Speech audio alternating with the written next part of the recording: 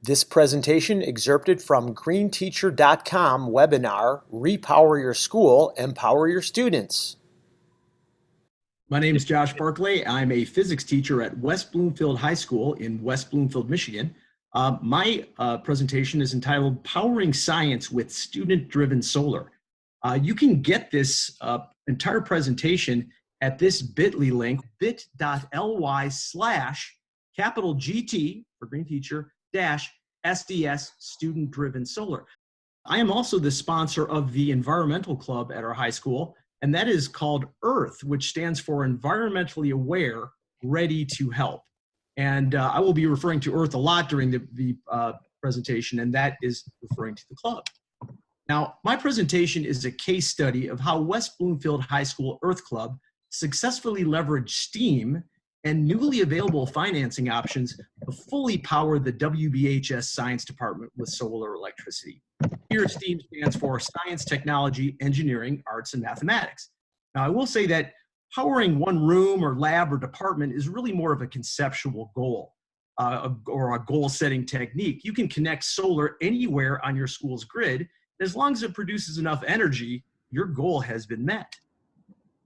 Although this presentation focuses on our successes, I do want to emphasize that our journey was far from a smooth ride.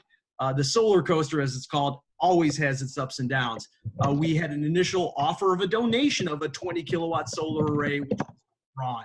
We lost grant after grant after grant after grant. Even though the grants seemed perfectly suited to us, we did not win most of them. And of course, even our school board, who didn't have any money to spare, was unwilling to match our funding. And even when we finally had all the funding and had everything in place, administration concerns about the legality of this new financing mechanism and infrastructure problems caused our project to be delayed. But all you got to do is expect challenges, setbacks, and even pushback from unexpected sources. Change is hard, but it must happen. The first part of our project was an energy audit of our science department performed by the honors physics classes between 2015 and 17. It is true that efficiency pays off way faster than solar. For example, just switching to LEDs can reduce your lighting costs up to 50% and even reduce cooling costs up to 20%. The way that we did it with the honors physics classes was the students would use this piece of technology called a kilowatt meter, available for 20 bucks. And they would plug every electric device in every classroom into this thing, record the power that was while the device was off, and also record the power while the device was on. Now, many things in your classroom may actually use energy even while they're off. So we wanted to have both on and off situations so that we could record all the energy use. Then the students interviewed the teachers about how long each device was used daily, and then they would enter all that data, the power and time data for each device, into a Google Sheets, which allowed them to calculate energy use for each device and each science classroom for the whole year. If you want to do your own energy audit, by getting to that link we gave, you can click here and these will provide the materials for you to do your own energy audit. Now, this was a graph that was put together by one of my students, and it's taken from the presentation that we gave to the West Bloomfield Board of Education. This slide has a lot, and it was produced by a student. I just want to explain some of this awesome science here. This shows every single device that we found in science classrooms and the overall relative amount of energy that each device uses. As you can see, the overhead lights are the primary use of energy in all of our classrooms, using over 80% of the energy. Second to that was our smart boards, our Promethean projectors. The student then projected, using very conservative estimates, how much energy would be saved just by switching to LED lighting. You can see we're still not quite making it under the solar panel projected energy production, but by giving, and this is the student's idea, by giving control to teachers to dim lights or to light different parts of the classroom, for example, a lab versus a lecture area, we could actually get our energy use under the production of the solar system. Our second step was to do a solar resource study. We had to engineer the best location, which had to do with not only where we had sunlight, but where we could connect to our school's infrastructure. The piece of technology that we used for this is called a solar pathfinder tool. Now, you can get apps that will do this as well, but this actually worked well for us. It's simply a device that's got a curved or a dome that's transparent and that reflects. And this shows you how much how much energy is being blocked by obstructions such as trees. You can see at site 4 that we tested, the trees are blocking the sun in winter, spring, and fall, versus site 3 over here, where we actually ended up placing the array. There's a lot more clear space right here. Again, you can get an app that does a similar thing. This was the work done by students that shows some of the initial preliminary survey data that was done by our engineering team. And you can see they've picked out different sites that around the school campus that might work, and they did solar energy radiation analysis for each different site. If you want to see more about this, you can click this to see a video that the students made describing how they did this, and the complete study is at this link right here. Student presentations were truly the heart and soul of our project. My students used STEAM to support solar and to provide support for their arguments about why we needed it. Really, the heart and soul of it was all these meetings. We had many, many meetings and many, many presentations, and this is really what drove our project. The students delivered the presentations, and what I've done is I've simply stolen some slides from my students. This specific one is from the presentation that the Earth Club delivered to the West Bloomfield Educational Foundation. At that time, our project was called 20 kilowatts by 2020, because we thought it was going to take a lot longer than it actually did. Here's a slide that shows the hockey stick graph, my students using data to support their claim, where you can see that in just the last 100 years, the level of CO2 has skyrocketed along with global temperatures.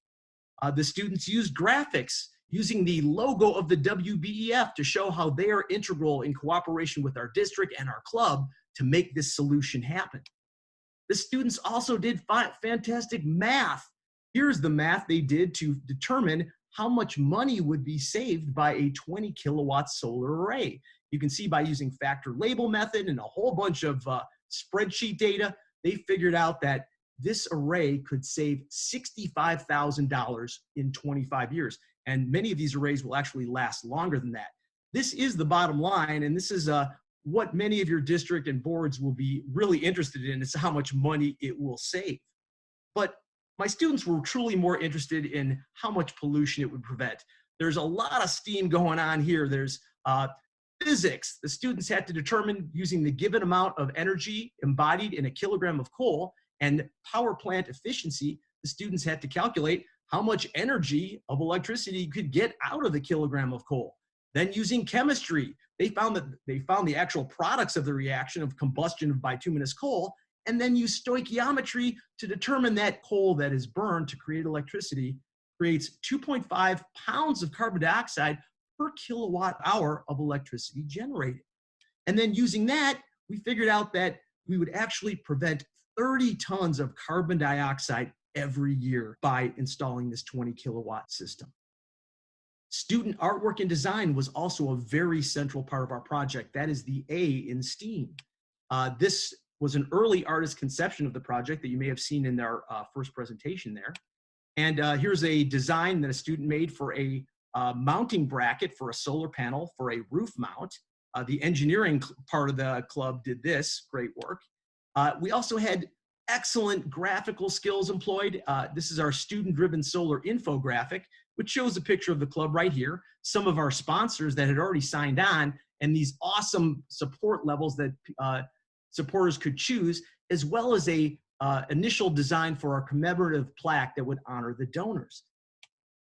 The website, wbhsearth.org, this served as a valuable central hub for our project. We could have information about our project. The students actually wrote a blog that tracked the progress that we were making while we're doing our project, and the blog is still going on.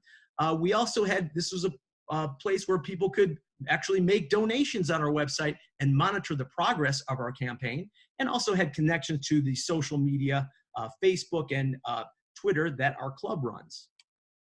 This, I think, is my favorite, this student artist conception of what the array would look like. And when I saw this picture of the actual array, I knew I had to do a fade in. This is the actual finished array. And going back to the student artist conception, you can really see how having something that you can look at, a vision, really does make it more likely that something like this will happen. And finally, after we were done with our project, we had the students design a thank you plaque, donor sign. Here it is, again, a student designed plaque. And we actually, we budgeted $1,000 for this, but using signs.com, we got this printed up on aluminum right over here, mounted right next to our solar array for less than $300. Student-driven fundraisers were a critical aspect of our campaign. We did all kinds of different fundraisers, trying to nickel and dime our way to 20 kilowatts.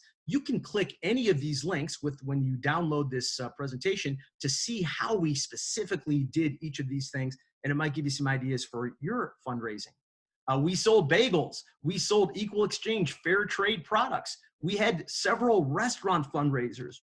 And my favorite was our LED bulb deployment project. What we did was we bought LED bulbs from Costco, and we actually just gave each Earth Club member a free LED bulb.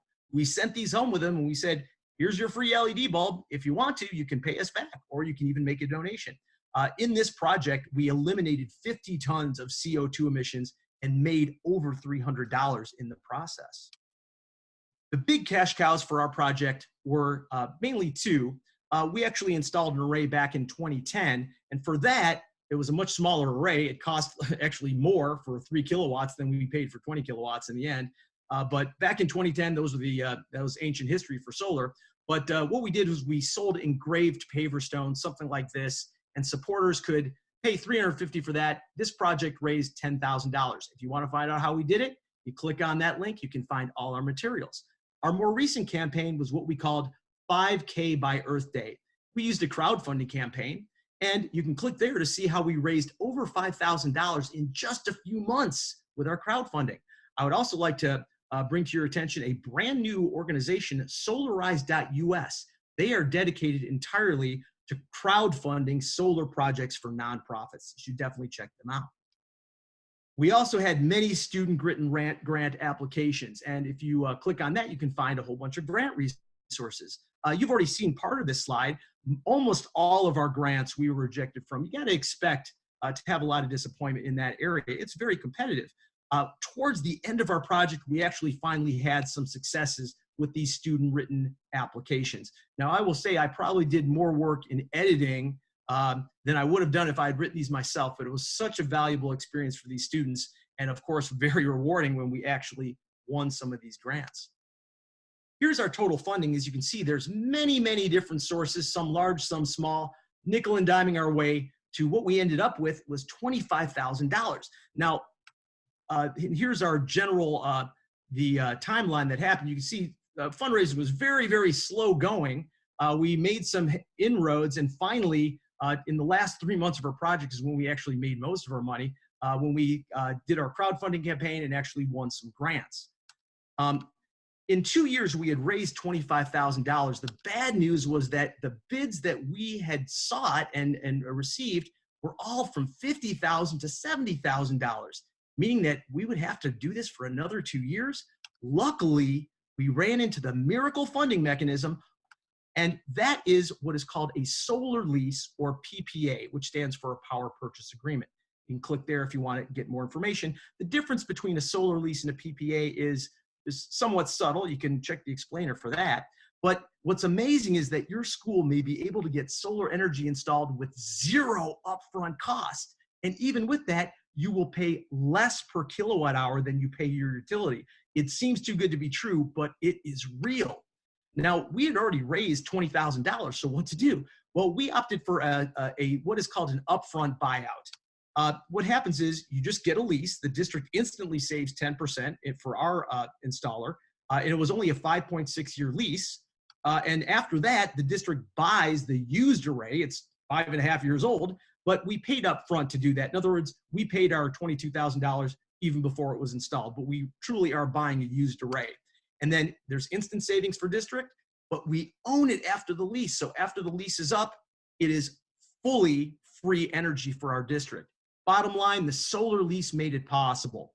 If we were just to purchase a 20 kilowatt solar array, approximately $60,000 is what we're looking at. With this solar lease, we'll only pay 90% of what the district was paying before per kilowatt hour for the energy produced by the array. And we get instant savings. The Board of Ed is really happy about that. And the school owns the array after the lease ends. The cost to our school, really the Earth Club, was only $1.10 per watt installed. We paid $22,000 for a top-notch system with adjustable angle panels. The installer pays the balance, they get the tax benefits, and they even profit off the electricity. That is how cheap solar has gotten, even though your school is paying less than it was paying before. If you want some links to some of the PPA providers that we talk to, that is right there. Installation, I'm just going to show you this brief 20-second video just so you can get a flavor of it. Now, we have students from the Earth Club, from the Engineering Club, and some kids that are just really interested in this kind of thing that all volunteered to help us install this. The solar installing crew, they put in all the rack mounting, so all we had to do was put on the solar panels. Very, very exciting. The kids loved it. They felt like they were really part of something important, and we got it done. What is amazing is this vision to this reality in that much time. In closing, if you want to check out how much energy our array is now generating, you can just click that link. And there's more thrilling real-life science to follow because we talked to several installers. They all disagreed on what the best angle for solar panels would be to maximize the annual generation. So my students actually get to find that out, doing real science that really matters, and then we'll share our information with the installers in our area. If you would like to contact me, here's a couple of email addresses you can use. And again, this presentation is at bit.ly/GT for Green Teacher -SDS Student Driven Solar. And I will add that in this, if you click this link, you're going to get all kinds of great bonus stuff, bonus hints, how-tos, even a solar curriculum aligned with the next generation science standards, and also video documentation of our project so you can see this in the students' own words. Thank you very much, Josh. I've included that link in the chat box so that everybody can access it. And as I say, well worth exploring and seeing what is available in terms of additional resources. So one question coming in from Michelle is for Josh. So any particular reason why you chose to strictly focus on the science department as opposed to the entirety of the school? Great question. When we started this project, we were unaware of the whole existence of a solar lease. It was brand new in Michigan. In fact, because we were the first school in Michigan to do a solar lease, our business and operations assistant superintendent was very concerned because no one had done it before. But now that we know that this exists, we are actually working towards getting a school entirely solar powered. Ember asks, is there a list of solar grants and or federal or state tax credits? And where did you find all the possible grants? And I think this is a great opportunity for anyone who's tuned in from different parts of Canada and the US to list any resources that they have in their local areas. I'll let Josh answer this part of the question, but I do invite anyone to share as much information as you have in the chat box with regards to Ember's question, but I'll let Josh take this away from here. The DSIREUSA.org website, which stands for the Database of State Initiatives for Renewable Energy, will give you all the incentives for efficiency and renewable energy and sometimes other resources. I've included some grant resources that are local to Michigan, and I'd be very happy if other people contributed to the chat box with grant resources for their areas. Another question here, Michelle, specifically for Joshua, just about the amount of teacher time that's required. I mean, obviously it sounds like it was part of the Earth Club, but an additional amount of time. Can you give us a ballpark estimate of just how much additional time you had to devote? You know, that will probably be difficult. I will say that I've probably worked harder on this project than any other project in recent memory. So it took a lot of time. However, we probably would have eliminated a whole bunch of time had we known about this funding mechanism, because you can literally get your entire school to go solar if a PPA or solar lease is available in your area and save money on day one. That's something that districts and boards really respond to, the fact that we will instantly reduce our costs on day one. It's hard to estimate. I will see many hundreds of hours quite possibly went into this. But it was really my hobby for the last year or so, just because it was so much fun seeing these kids get involved, doing something that's important, doing something that's right, and then to actually see this solar array powering our science and making even more opportunities for excellent learning made it all worthwhile. Worth way more than money. So I honestly don't know how much time I spent. It was a lot of fun though. Time for a few more questions here. And again, just a continuous thanks to Peter in Oregon, who's just been an invaluable source of additional insight here. Peter just saying to ensure that there are 20 years or so life left on the roof before you spend too much work. Of course, a great insight depending on what the base material of the roof is. He mentions that they had to move a few hundred kilowatts this past summer as his local school's roof had to be re-roofed with seismic upgrades. Needless to say, not a lot of fun. Anyone who's done work on a roof can certainly relate to that. Thank you I can so add very much. one last comment about the whole roof situation. We also decided to do a ground mount so that students could actually access and build the panels. You may have other issues with students on roof in terms of insurance. So if you have land, there is a good argument for actually putting the panels on the ground where the students can see them, look at them, and soak in the community. A great additional point there, Josh, and I have included that in the recorded part of the webinar as well. So we've not lost that last bit as well. Lots more webinars yet to come. But again, Josh, thank you so much for being here this evening, and good luck to all. Thank you for joining us. Good luck with your solar projects.